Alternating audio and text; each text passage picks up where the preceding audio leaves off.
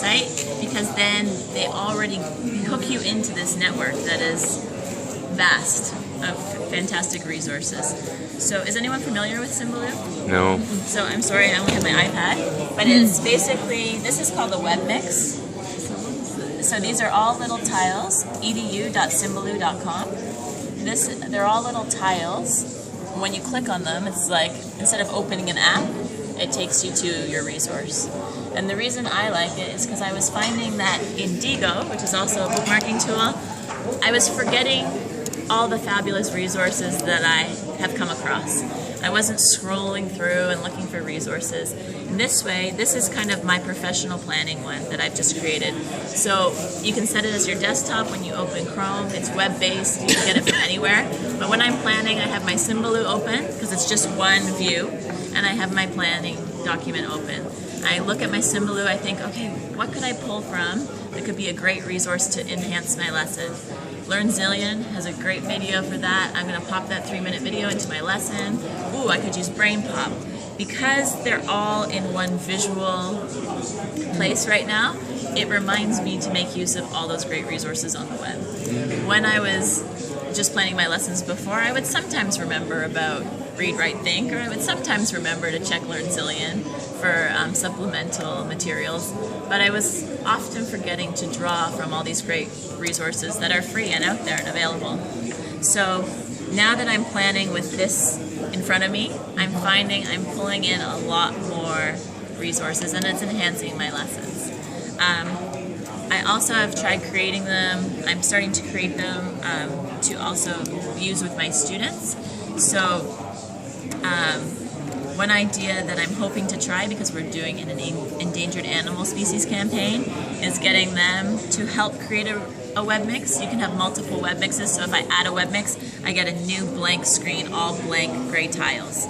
Then all the students can be involved in finding great resources, copying the URL, coming to create a tile by just pressing on a blank tile, create a tile, pop in the URL, they pick the color, they pick the icon, and click and drag it, and we're going to have this wealth of information gathered by the students. Yeah. What I like is it's all visible in one screen. There's no scrolling. Yeah. So you just look, bam, it's there.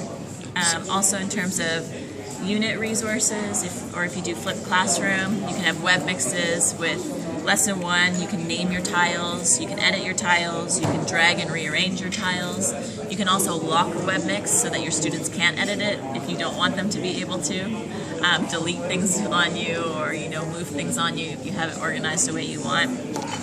You can share a web mix by making it public so that people can just search it and everyone has access to those resources you've bookmarked, which is the nice sharing component.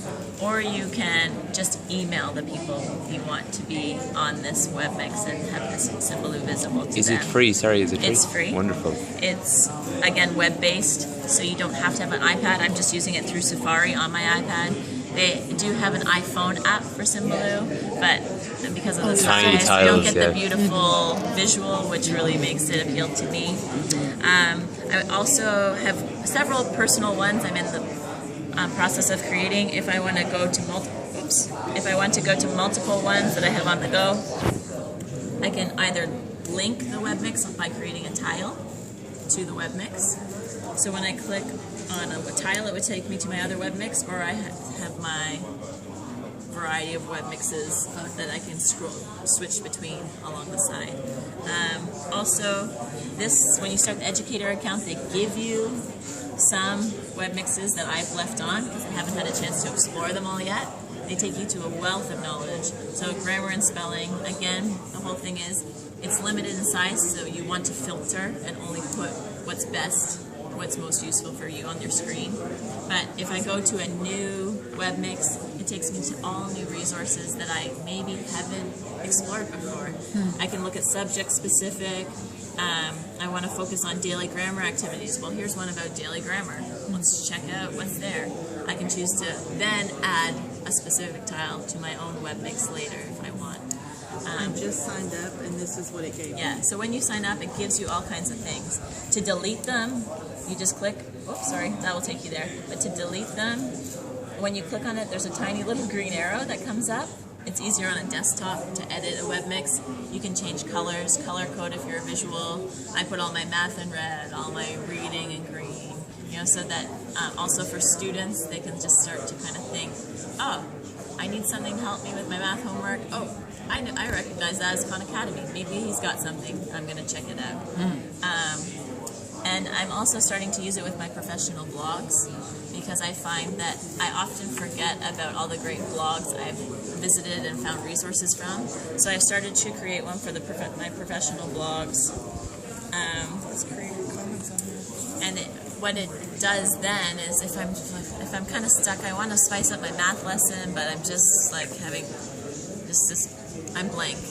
I can go look at my blog, Symbaloo, and I can think, oh, Dan Myers, he's in red, math. Let's see if he can inspire me for this math lesson coming up. So again, for languages, I'm like, oh, I want something new. Smart charts, I want something new. So I just look at my professional blogs now, and I think, who could I visit? Who do I want to see? What are they up to? And then it might kind of give me some new, fresh ideas. I wasn't finding that I was thinking to go back and visit those blogs. I have them on an RSS feed, but the way that comes up, sometimes you miss people. So I just like the visual of like, oh, I'm going to check out what's going on with Cool Cat Teacher, and I'll click on her blog and go to it. So you can have multiple web mixes. Students can be involved in creating them. Although I think they're meant to be 17 to have their own personal account. If you create a class account, then you can kind of help control the class, and then you're the